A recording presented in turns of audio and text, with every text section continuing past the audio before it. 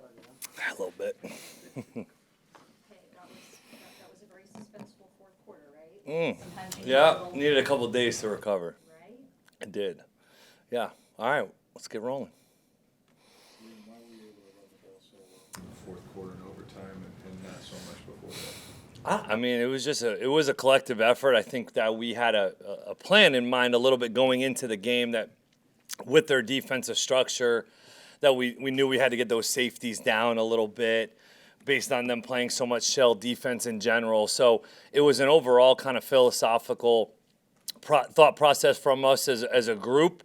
It just so happened in the fourth quarter, our guys just they got hard, they got tougher, they strained longer at the end of the day, and we were able to break some tackles and make some explosive plays in the run game that we'd been needing throughout that game. Can you take us through the play, the 43-yard rush up the gut by Bucky Irving? Yeah, that was a wham influence, wham play that we had designed.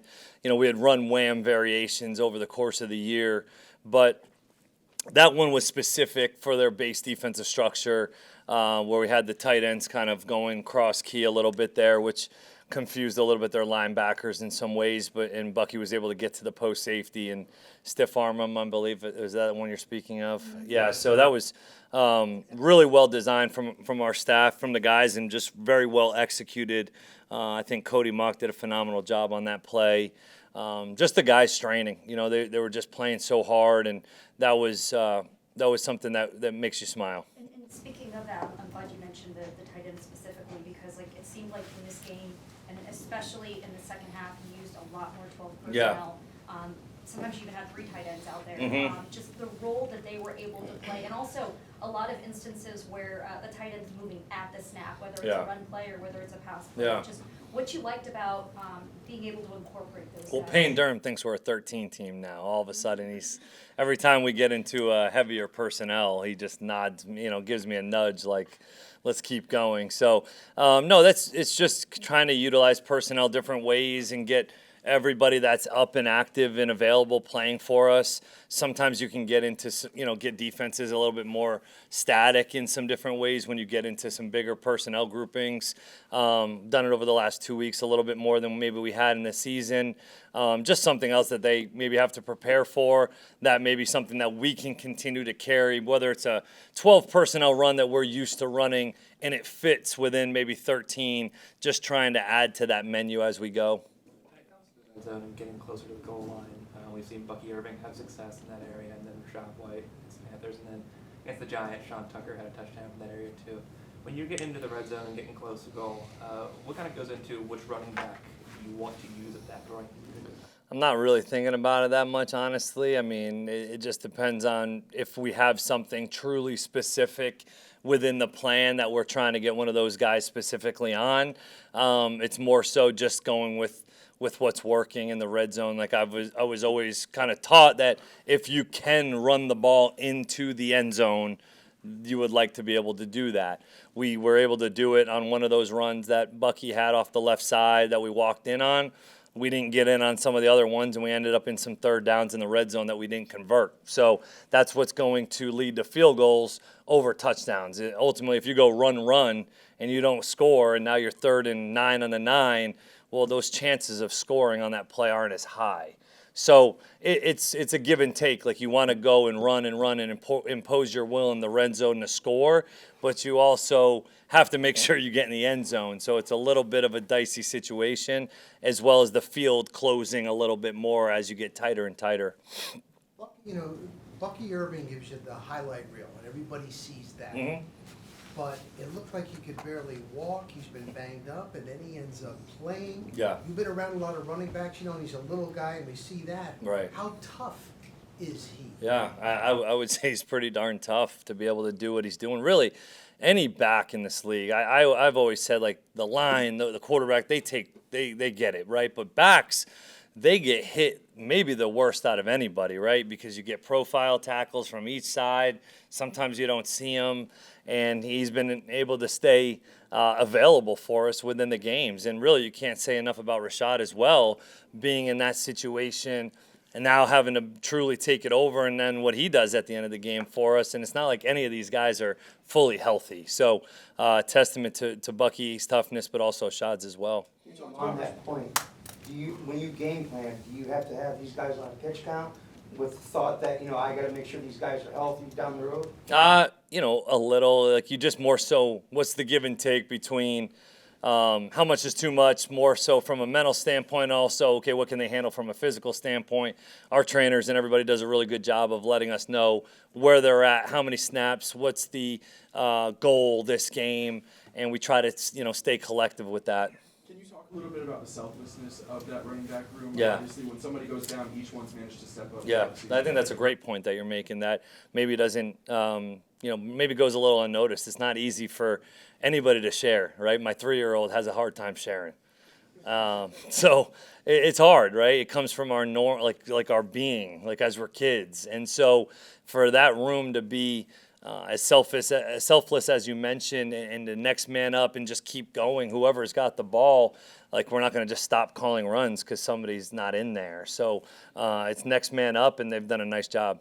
You started slow, and we're used to, we've seen you, I don't know, 5 times Yeah. a year go down to score in the first drive. I know.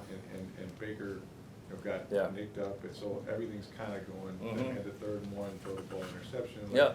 What about the ability of your quarterback and, Yeah. and yourself, your offense, to kind of reset Mhm. and just move forward beyond that? That was my exact message to him specifically after the game. My first comments to him were, yeah, that wasn't us. That's not how we want to operate. That's not how we want to look.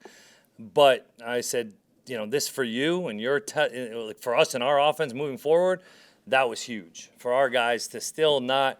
No, we didn't execute at our highest level. No, we did a lot of things, self-inflicted wounds, but to be able to come back, reset, refocus, and lead our team in a situation, a critical moment, I thought showed a lot about his mental and physical toughness.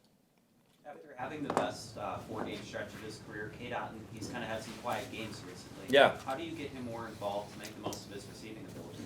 Yeah, I think he's got to catch the football a little bit more consistently as well. I think he knows that. We've got to continue to get him in some favorable matchups and give him some more opportunities. But when the ball comes his way, he's got to make sure he's ready to make those plays. You guys are going to see Maxx Crosby on Sunday. Yeah. Doesn't have a ton of sacks, but I think he's top 10 in tackles for loss, QB pressures. When you're going up against a guy like that, what makes him so special, and how do you kind of try to neutralize what he can do? He doesn't stop. He doesn't stop, ever. So, like, our goal this week is, hey, how do we play longer and harder than him? Because he's going to go every single play, through the echo of the whistle. So he's got a ton of respect for him as a player. Played against him. Bake had him in 22, the first game that he ever played with us. In that game, led a 2-minute drive to go win it.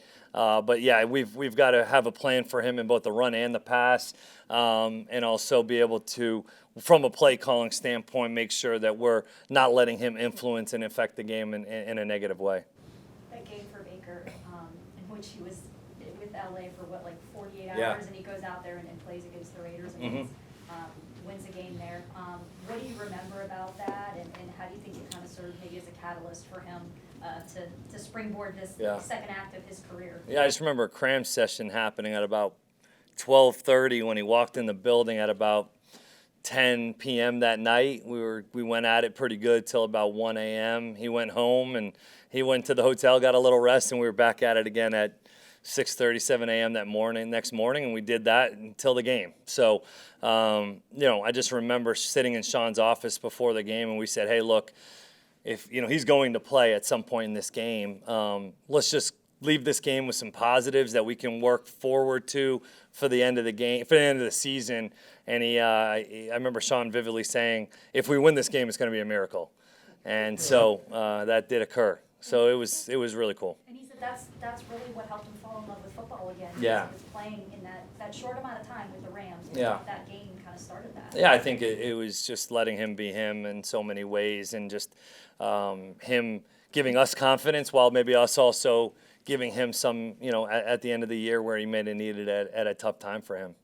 So you mentioned Bucky Irving's toughness, and that he's pretty darn tough. But what can you say about his work ethic and the fact that he gets to the facility at 5:30 in the morning? Ton of respect for him right now as a young guy in this league that's just starting to come along. He already has a process. He already has a plan.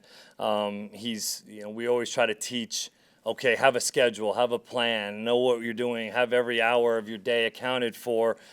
Structure is typically a good thing for us, right? And for him, well, he already has it. He already kind of has that vibe of who he is, how he goes about his business. Definitely a bright future. There's so many areas where the offense has taken a step forward this year, but like downfield passing, the long ball. I think this team had 12 passes of 40 yards or more last year. There's only 2 so far this year.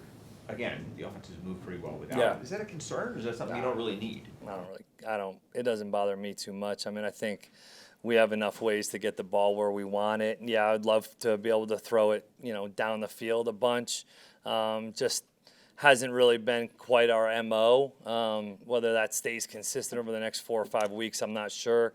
But yeah, I think we could definitely get the ball into some deeper spots, but it's not really been a huge, I don't think, impact in the system so far. Anything else? Good. Thanks, guys. Appreciate it.